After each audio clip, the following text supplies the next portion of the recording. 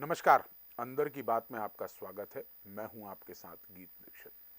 हर दिन सियासत में बहुत कुछ देखने को और सुनने को मिलता है। बहुत सी हलचल होती है, बहुत से कयास लगाए जाते हैं, तो कई सियासी किस्से सुने और सुनाए भी जाते हैं। लेकिन हर खबर के बहुत कुछ मायने होते हैं। पर्दे के पीछे रह जाता है वो किस्सा, तो हम आपको बताएंगे इस कार्यक्रम में, और बताएंगे कुछ ऐसी ही अंदर की बातें, जानेंगे उन खबरों के मायने और समझने की कोशिश करेंगे सियासत के दाव पेच को। तो चलिए शुरू करते हैं अंदर की बात।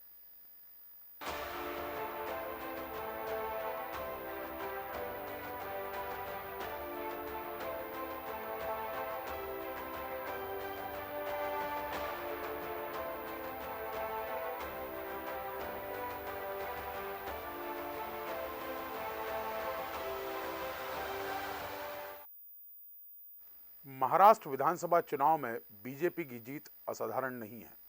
बीजेपी कुल 149 सीटों पर चुनाव लड़ी और 132 सीटें जीत ली, यानी स्ट्राइक रेट लगभग 89% रहा। इसी के साथ महाराष्ट्र में बीजेपी का अश्वमेध पूरा हुआ। 1990 में बाल ठाकरे की शिवसेना के साथ छोटे भाई की हैसियत से 42 सीटें जीतने वाली बीजेपी अकेले बहुमत के करीब है। वहीं बाला साहेब के बेटे उद्धव की शिवसेना सिर्फ 20 सीटों पर सिमट गई। हालांकि 5 महीने पहले हुए लोकसभा चुनाव के नतीजे देखकर इसका अंदाजा नहीं लगाया जा सकता था। महाराष्ट्र के लोकसभा चुनाव को विधानसभा वार कन्वर्ट करें तो कांग्रेस ने 63 सीटें जीती थी, जो अब महज 16 सीटों पर सिमट गई है। वहीं इस हिसाब से बीजेपी 69 पे बढ़कर 132 सीटों पर पहुंच गई। तो आज अंदर की बात में इसी सियासी गुणा भाग की बात करेंगे। महाराष्ट्र में मुख्यमंत्री एकनाथ शिंदे इस्तीफा दे चुके हैं, चुनाव खत्म हो चुके हैं, नई सरकार की गठन को लेकर माथापच्ची चल रही है। आखिर कौन होगा मुख्यमंत्री, लेकिन इसी पूरे सियासी घटनाक्रमों और अंदर की बातों को जानेंगे हमारे दो वरिष्ठ साथी पत्रकार अशोक शुक्ला जी और रविंद्र व्यास जी से। दोनों का ही बहुत स्वागत है। क्या कहेंगे रविंद्र जी आप इस पूरे सियासी गुणा भाग को? कि इस बार जो बीजेपी ने अच्छी सफलता पाई है, उसके पीछे बीजेपी का एक पिछले 5 साल से किया गया कार्य भी प्रभावी रहा है। हालांकि लोकसभा चुनाव में बीजेपी को उतनी सफलता नहीं मिली थी और जिसका असर जो है केंद्र सरकार बनने में भी देखने को मिला है। सबसे बड़ी बात यह है कि अगर हम इनके पूरी कहानी को अंदर से समझने की बात करें तो बीजेपी का प्रदर्शन बहुत अच्छा रहा है। और जो बीजेपी ने राजनीतिक तौर पे अगर कहें जो तोड़ फोड़ की थी शिवसेना और एनसीपी में, उसका लाभ भी बीजेपी को मिला है। इस चुनाव के नतीजों में सबसे ज्यादा नुकसान अगर कांग्रेस को और उद्धव की शिवसेना को हुआ है, और साथ ही जो चाणक्य कहे जाते हैं राजनीति के शरद पवार जी, उन्होंने भी इसकी कल्पना नहीं की होगी कि इतनी बुरी हार होगी। दरअसल महाराष्ट्र का अगर राजनीतिक या भौगोलिक परिस्थितियां देखी जाए तो ये एक तरह से हिंदुत्व का गढ़ रहा है। देश में हिंदुत्व का अलख जगाने वाला ये राज्य माना जाता है शिवाजी के समय से ही।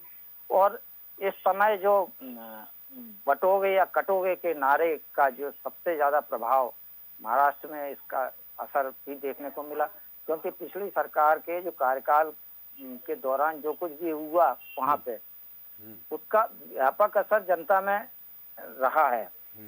इसके अलावा भी जो लाडली बहना योजना, जो माझी लड़की बहन योजना वहाँ चली है, इसका चूंकि सीधा बेनिफिट महिलाओं को मिला तो महिलाओं की हिस्सेदारी भी इसमें काफी रही है और जिसका लाभ बीजेपी ने उठाया। एक बड़ी बात यह है कि ये जब लोकसभा चुनाव में जिस तरह से और पार्टी का गणित कमजोर हुआ, उसके बाद संघ ने एक बड़ी रणनीति तैयार की थी, क्योंकि पिछले चुनाव लोकसभा चुनाव में संघ की उस तरह की रणनीति देखने को नहीं मिली थी। और संघ स्वयं के कार्यकर्ता जमीनी स्तर पर पहुंचकर लोगों को इस तरह से मोटिवेट करने का काम करते रहे। और ये स्थिति केवल महाराष्ट्र भर में देखने को नहीं मिल रही है, ये और जगह भी अभी से चालू है इन लोगों का कार्यक्रम। ठीक बात है। शुक्ला जी, महाराष्ट्र में भाजपा का अश्वमेध यज्ञ पूरा हो गया, क्या लगता है अंदर की बात में क्या रही रणनीति? ये काफी महत्वपूर्ण है कि आखिर इतनी बड़ी कामयाबी भारतीय जनता पार्टी को मिली कैसे। जैसा भी आप ही बतला रहे थे कि पिछले चुनाव में इनका प्रदर्शन उतना नहीं था और शिंदे को तोड़ने के बाद में जो है कहीं सरकार बनाने में कामयाबी हुई थी, उद्धव गुट का बंटवारा जब हुआ। और अभी लोकसभा के चुनाव हुए थे, उसमें भी भारतीय जनता पार्टी का जो प्रदर्शन था जिसकी उम्मीद की जा रही थी वो नहीं हुआ। लेकिन देखना ये होगा कि ये विधानसभा चुनाव में इस तरह से जो इनको एक बड़ी कामयाबी मिली वो क्यों मिली। मुझे लगता है कि एक तो हिंदुत्व तो है ही है, तुष्टीकरण बनाम ध्रुवीकरण की एक जो अलग जगह वहां पर, और ये वही महाराष्ट्र है कि जो सीरियस बम ब्लास्ट का कभी शिकार हुआ था। ये भी नहीं भूलना चाहिए कि जो आरएसएस का मुख्यालय वो नागपुर में है। और अगर आप प्रारंभ से देखें जो हिंदुत्व की जो एक विचारधारा चली है वो इसी महाराष्ट्र से चली है। बाला साहब ठाकरे की भी जो पूरी राजनीति थी वो हिंदुत्व पर ही आधारित थी। और उस समय जब दाऊद के लोगों ने वहां पे बॉम्बे में सीरियस बम ब्लास्ट किया था कई बस्तियों में, तो उसके बाद में किस तरह से बाला साहब सड़क पर उतरे थे, महाआरती करते थे। तो हिंदुत्व की अलग जो है इसी महाराष्ट्र से जगी थी। और इस चुनाव में ये बहुत साफ तौर पर नजर आया कि तुष्टीकरण बनाम ध्रुवीकरण, तो ध्रुवीकरण की जीत हुई है। और ये अकेले महाराष्ट्र में ऐसा नहीं है, आप अगर बाकी जगह भी आप देखें, पूरे देश में भी आप देखें, तो आज की तारीख में एक अलग तरह का एक माहौल जो बन रहा है वो जो हिंदुत्व की विचारधारा को लेकर जिस तरीके से पूरा देश जो है एक ही विचारधारा की तरफ बढ़ रहा है। उसके अलावा जो खैराती योजनाएं हैं या लाभार्थी योजनाएं हैं, उसका भी एक बड़ा फायदा जो है भारतीय जनता पार्टी को मिला है जी। वहां पे विपक्ष का जो बिखराव था, मतलब जो अलायंस भी था, जो महाअघाड़ी का अलायंस था, उसमें भी विचारधारा भी एक नहीं थी, उनका कोई कॉमन में प्रोग्राम भी नहीं था, कोई एजेंडा नहीं था, सब अपनी अपनी राग, सबकी अपनी अपनी दखली थी। और ये जो बिखराव था भारतीय जनता पार्टी ने इसका भरपूर फायदा उठाया। और कोई चमत्कारिक नेतृत्व भी वहां पे नहीं था। शिंदे वहां पे बढ़िया काम कर रहे थे, 2.5 वर्षों से उनका जो 2.5 वर्ष का कार्यकाल रहा उसको लेकर किसी तरह की बड़ी नाराजगी नहीं थी, कोई बड़े दंगे वहां पर नहीं थे। किसानों का जरूर असंतोष था और एक बड़ा क्षेत्र जो महाराष्ट्र का जल संकट का सामना करता है वो समस्या तो अभी भी वहां है। लेकिन जो खैराती योजनाएं थी, और जब मोदी जी को आगे करके या योगी जी को आगे करके जब कोई राजनीति होती तो निश्चित तौर पर उसका फायदा जो है भारतीय जनता पार्टी को मिलता है और मिल रहा है। हम लोग देख भी रहे हैं, उत्तर प्रदेश में भी मिला है, जहाँ कुछ बाई इलेक्शन हुए, उसके पहले के इलेक्शन भी आप देखें, थोड़ा नुकसान लोकसभा में हुआ था। लेकिन भारतीय जनता पार्टी हार से सबक सीखती है और विपक्ष हार से कोई सबक नहीं सीखता है, ये विपक्ष का दुर्भाग्य है। जी व्यास जी, लेकिन जो 3 धाकड़ नेता हैं जिनके दम पर ये पूरा चुनाव खासकर महाराष्ट्र राज्य में लड़ा गया, अजीत पवार, एकनाथ शिंदे और देवेंद्र फडणवीस, इन तीनों की जो जुगलबंदी है, तिकड़ी नहीं तो अक्सर हमने देखा है राजनीति में कई बार तिकड़ियां टूट जाती हैं, लेकिन जुगलबंदी से चुनाव लड़ा, जुगलबंदी कारगर रही, भाजपा मुफीद तरीके से कई जगह पे क्लीन स्वीप किया, तो कांग्रेस को लोकसभा की तुलना में बहुत पीछे लाके खड़ा कर दिया। ये जुगलबंदी यथावत चलती रहेगी अंदर की बात में? अभी जो बातें छन के आ रही हैं उसमें तो शिंदे को सीएम नहीं बनाए जाने को लेकर नाराजगी व्यक्त कर रहे हैं। और उन्होंने हाल में ही एक अपने कार्यकर्ताओं से ये भी कहा है कि जिस तरह का मतलब उद्धव ठाकरे ने रिएक्शन लिया था, लगभग वैसा ही रिएक्शन इनका भी देखने को मिला है। पर आज जो बड़ी बैठक होना है, हालांकि कहा यह जा रहा है कि देवेंद्र फडणवीस का नाम लगभग तय हो चुका है और इस तरह शिंदे ने भी सहमति जताई है। पर कितना सही है ये तो कुछ समय बाद ही पता चल जाएगा। पर यह है कि इनकी जुगलबंदी जो है वो आज की मजबूरी भी है और जरूरत भी है इनके हिसाब से, क्योंकि जिस तरह से हिंदुत्व के नाम पर बीजेपी वोट बटोर रही है और जो खैराती योजना कहें या लाभार्थी योजना, तो वो सारी योजनाओं के माध्यम से जो बीजेपी बढ़त बना रही है उसको लेकर ये बिखराव की संभावना थोड़ी कम है। जी और हाँ जी, आप कुछ कह रहे थे? अब इस चुनाव में ही देख लीजिए कि केवल बीजेपी के 5% वोट बढ़े तो 132 पे पहुंच गई और कांग्रेस के 10% घटे तो बिल्कुल सफाई पे आ गई। ठीक बात तो ये स्थितियां जो है ये चूंकि मजे हुए राजनीतिक खिलाड़ी हैं लगभग सभी, तो ये इन चीजों को बहुत माइन्यूटली ऑब्जर्व भी करते होंगे। और वोट परसेंट ज्यादा अजीत पवार का बढ़ा है इसमें, ये भी एक देखने वाली बात है। ठीक बात है। शुक्ला जी, एक अंतिम टिप्पणी आपसे लूंगा और समझूंगा राजनीतिक समीकरणों को और जानने की कोशिश करूंगा अंदर की बात। क्या एकनाथ शिंदे जैसे देवेंद्र फडणवीस डिप्टी सीएम बने थे, आपको लगता है अंदर की बात में कि इस पर सहमत हो जाएंगे अगर देवेंद्र फडणवीस चीफ मिनिस्टर बनते हैं तो? विकल्प क्या है उनके पास?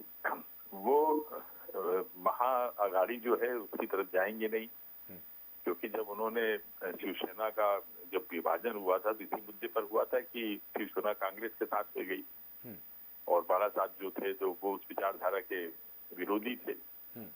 तो मुझे नहीं लगता है कि अब शिंदे जी के पास में कोई ऐसा विकल्प है कि जिसके चलते वो तोड़फोड़ करें। हाँ, जो अजीत पवार हैं, अजीत पवार की आप स्थिति देखिए कि वो ढुलमुल राजनीतिक रहे हैं। वो अपने चाचा के साथ भी उनकी लंबे समय तक नहीं बनी।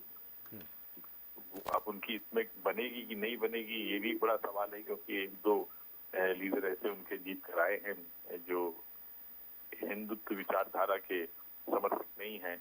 जैसे कुछ विधायक जो हैं अजीत पवार के कुत्ते हैं, लेकिन अजीत पवार भी क्या करेंगे? 132 सीटें जीत कर जो है भारतीय जनता पार्टी वहां काफी मजबूत है और वो निर्णायक भूमिका में है।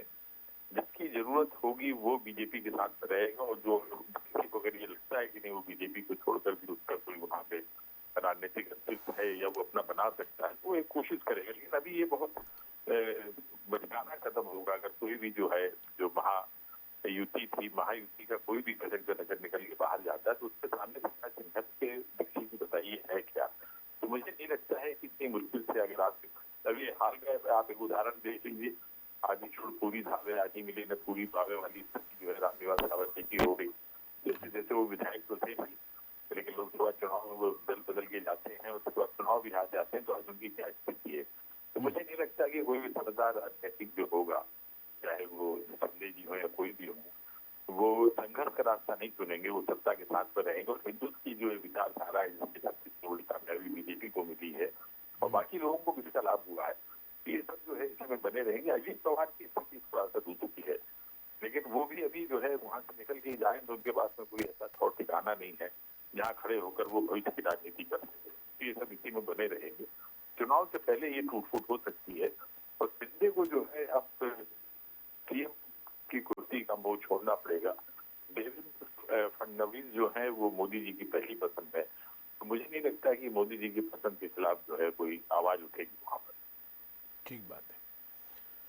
तो देखिए जिस तरह से महाराष्ट्र में अश्वमेध यज्ञ जो है भाजपा का पूरा हुआ, लेकिन वहाँ का जो सियासी पारा है वो अभी भी गर्म ही है। गर्म इस बात से है कि भाजपा इस बात से ज़्यादा प्रसन्न है कि उसने अकेले अपने दम पर बहुत सारी सीटें जीत कर लाई है। बहुमत से बहुत थोड़ा सा आंकड़ा कम है, लेकिन बावजूद उसके सहारे की उसको ज़रूरत नहीं है। लेकिन चूंकि कमिटमेंट ऑफ पॉलिटिक्स होता है तो कमिटमेंट के हिसाब से वो दोनों ही दल, मतलब खासकर एनसीपी अजीत गुट और शिवसेना शिंदे गुट, इन दोनों को साथ लेकर भविष्य की राजनीति तय करेगी। तो अंदर की बात में आज हमने इस खबर पर बात करी, लेकिन अब हमारे पास दूसरी जो खबर है वो मध्य प्रदेश में कांग्रेस सूबे को लेकर है।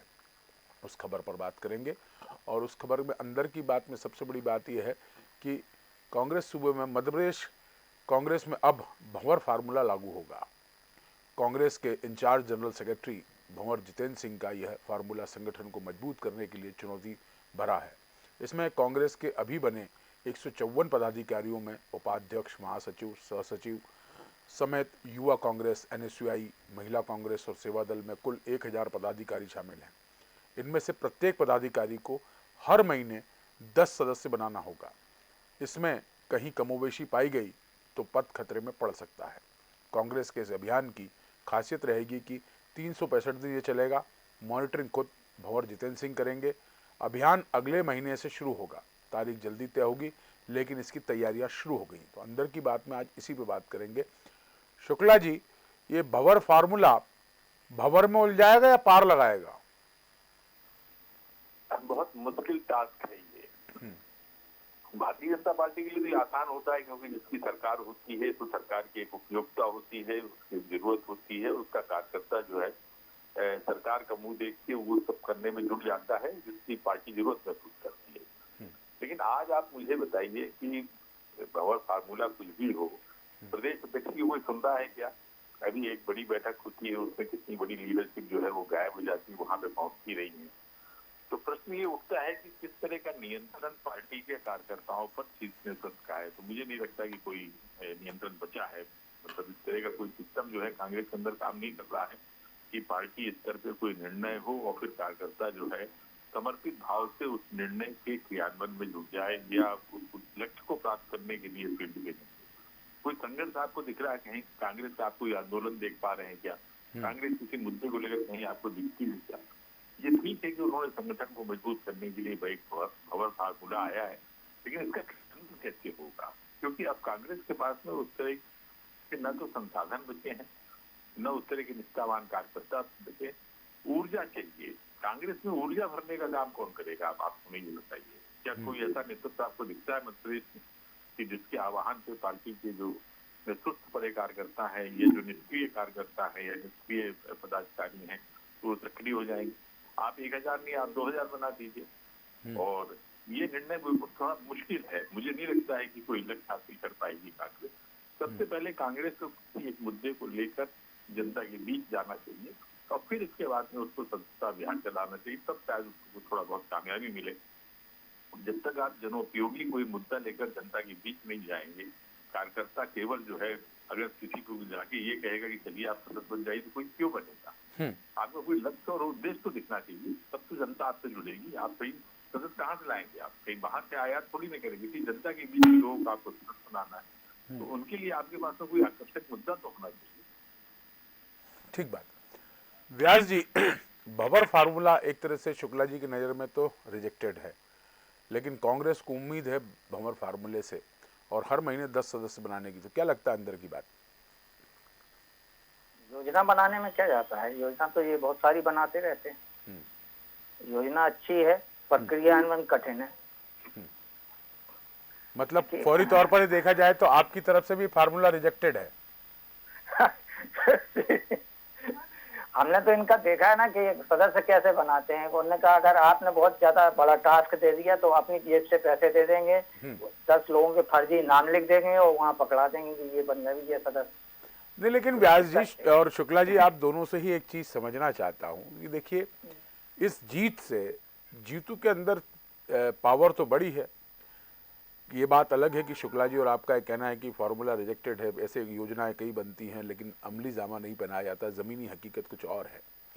लेकिन अगर जितेंद्र भंवर सिंह बतौर प्रदेश प्रभारी मॉनिटरिंग करने के साथ कांग्रेस पर नकेल कसने की तैयारी कर रहे हैं, तो अगर होता है तो जैसा शुक्ला जी की इच्छा है और जैसा आप कह रहे हैं, कांग्रेस फिर से रीस्टार्ट तो हो सकती है या रीस्टोर तो हो सकती है? रिस्टोर करने के लिए ना बहुत मेहनत करना पड़ेगी। जहाँ तक एक सीट पे अगर ये जीत गए हैं तो उससे बहुत ज्यादा इनका योगदान नहीं है जितना भाजपा का योगदान है। अच्छा। तो इन्हें इन सब चीजों को देखना पड़ेगा। जो शुक्ला जी कह रहे थे कि जमीनी स्तर पे आपको जुड़ना पड़ेगा, जिसका नितांत अभाव कांग्रेस में देखने को मिलता है। कोई भी समस्या होती है तो ये लोग निकलते नहीं हैं, निकलते भी हैं तो मतलब एक रस्म अदायगी भी जैसी करते हैं। तो उसके लिए तो जब तक आप जनता से जुड़ेंगे नहीं, जनता के साथ नहीं खड़े होंगे, तब तक आपके साथ कौन रहेगा? अब ये तमाम सारी चीजें आप भी बड़ी बारीकी से देखते होंगे और चीजों को समझते होंगे कि कहाँ हमको क्या करना है और कहाँ क्या कर बैठते हैं। बयानों को ये देख के बड़े संतुलन की जरूरत है। जब जिस तरह का दौर चलता हो उस हिसाब से आपको अपनी रणनीति बदलना पड़ती है। पर कांग्रेस अपनी एक लाइन जो पकड़े है, इनके ही एक पूर्व प्रवक्ता कह रहे थे एक डिबेट शो में कि कांग्रेस आज भी पुराने ढर्रे पे जो 25-30 साल पहले जो घोषणा पत्र बनाते थे वो आज भी बना रहे हैं। तो ये जो ढर्रा इनका चल रहा है वो पब्लिक के हित का नहीं। ठीक बात है। शुक्ला जी, आपने तो रिजेक्ट कर दिया, व्यास जी ने भी रिजेक्ट कर दिया, और लेकिन आप भी चाहते हैं कांग्रेस खड़ी होगी, अगर विपक्ष नहीं होगा तो फिर राजनीतिक दलों का औचित्य क्या हो जाएगा। तो ऐसी परिस्थिति में क्या ये नहीं लगता है कि कांग्रेस में अगर इस जीत के बाद थोड़ा उत्साह आया कार्यकर्ताओं के अंदर, जो शायद खासकर जिसको कहना चाहिए कि पार्टी के मुखिया जीतू के अंदर भी जीत के बाद जो जज्बा आया है वो थोड़ा सा कामयाब होता दिखेगा? स्वाभाविक है। देखिए, ये दोनों चुनाव जो थे कांग्रेस के लिए बहुत मुश्किल थे। जिस तरह से एक बिखराव दिख रहा था कांग्रेस के अंदर, कोई बड़े लीडर जो है ना तो विजयपुर जा रहे थे ना बुधनी जा रहे थे। जितने छत्रप थे वो सब जो है जीतू से दूरी बनाए हुए थे। बावजूद उसके बुधनी में जीत का मतलब बहुत अंतर घटा। 13,000 के आसपास जो है रमाकांत भार्गव जीतते हैं, और यहाँ विजयपुर में तो बिल्कुल बाजी ही उलट गई। जो मुकेश मल्होत्रा थे उन्होंने सियासी जीत दर्ज की, एक मंत्री और भारतीय जनता पार्टी के पूरे संगठन को रहा। तो निश्चित तौर पे जीतू पटवारी का आत्मविश्वास बढ़ेगा, और मुझे लगता है कि अभी जिस मुश्किल दौर से कांग्रेस मध्य प्रदेश में, तो उसमें थोड़ी सी जान आएगी। लेकिन सबसे महत्वपूर्ण ये है कि चमत्कारिक नेतृत्व के अभाव में आप ना तो जनता को अपनी ओर आकर्षित कर पाते हैं, और यही स्थिति आपके मुद्दों की होती है। जब आपके पास में उस तरह के मुद्दे नहीं होते हैं जो जन इच्छाओं के मुताबिक मुद्दे होते हैं, तब तक आप जो है न तो जनता को जोड़ पाते हैं, ना आपका राजनीतिक प्रदर्शन या चुनावी प्रदर्शन जो होता है वो भी आपका उस तरह से नहीं होता है। और अब क्योंकि एक बड़े बदलाव की तरफ जो है कांग्रेस दिख रही है, एक जो झटके लगे कांग्रेस को, एक हरियाणा में लगा, वहां भी आप देखिए जो चीज नेतृत्व था वहां पर हुड्डा जी का, उसके चलते हो सकता है कि अगर वहां कहीं युवा नेतृत्व होता तो शायद कुछ स्थिति बेहतर होती। और यही स्थिति आपके जो है अभी देखने को मिली, महाराष्ट्र में भी देखने को मिली। यहाँ पे भी कांग्रेस के पास में जो लीडरशिप थी वो ज्यादातर वही थी, पुरानी लीडरशिप थी, जिसको वहां की जनता ने नकार दिया। तो बदलाव तो आपको करना पड़ेगा। आप इनको सबक सीखना चाहिए बीजेपी से। बीजेपी किस तरह से युवा लोगों को ले आती है राजनीति में आगे ले आती है, मध्य प्रदेश में देख लीजिए, तमाम जगह देख लीजिए किस तरह से जो है वो एक बदलाव करती है, और एकदम से नेपथ्य में कहीं पीछे कहीं खड़े होते हैं उनको ले आके आगे कर देती है, फिर उनको मजबूत करती है। तो ये आपको अपनी पार्टी में भी करना पड़ेगा। जब तक आप उम्र दराज पुराने पुलों के सहारे आप जो है फोर लेन नहीं बना सकते। अगर आपको तेजी से चटपट राजनीति की फील्ड में आपको आगे जाना है तो आपको बदलाव भी करना पड़ेगा। और भंवर सिंह जो है कोशिश तो कर रहे हैं। इसके पहले दीपक बावरिया को आप देखिए, दीपक बावरिया का जो एक संगठन के भीतर जो कसावट लाई थी वो तो अभी कांग्रेस में देखने को नहीं मिल रही है। अब देखिए भंवर सिंह कितना जो है कामयाब होते हैं। निश्चित तौर पर इस चुनाव के जो परिणाम आए हैं, उपचुनाव परिणाम आए हैं, उससे जीतू पटवारी का थोड़ा सा मनोबल बढ़ा होगा। और अब जो झटके लग रहे हैं वो तो लग ही रहे हैं। पार्टी के बड़े नेता जो हैं बिल्कुल एकदम चुपचाप खामोश बैठे हैं। ये बीजेपी का दरवाजा खटखटाते हुए दिखते हैं कि कहीं से कोई गुंजाइश बन जाए तो जैसे राहुल चले जाए, फलाने चले जाए, ठिकाने चले जाए। हालांकि अब रामनिवास रावत के जाने के बाद में जो हर्षविंद दत्ता ने उनका किया है उसके बाद से थोड़ा ये लोग सहमे भी होंगे। अंदर की बात में आप दोनों ही जुड़े, व्यास जी और शुक्ला जी, आप दोनों का ही बहुत धन्यवाद। तो जिस तरह से कांग्रेस में भंवर फार्मूला लागू होने वाला है, लेकिन उसको हमारे एक्सपर्ट्स का कहना है अंदर की बात में कि ये फार्मूला रिजेक्टेड होगा। ऐसी कई योजनाएं बनती हैं लेकिन कांग्रेस अमली जामा पहनाने में कामयाब नहीं होती। अब देखने वाली बात होगी कांग्रेस एक बार अपने आप को पुनः मजबूत करने के लिए किस तरह का फार्मूला ईजाद करेगी। अंदर की बात में आज इतना ही। कल फिर मिलेंगे नए मुद्दे के साथ। तब तक दीजिए मुझे याद, देखते रहिए डीएनए न्यूज़। नमस्कार।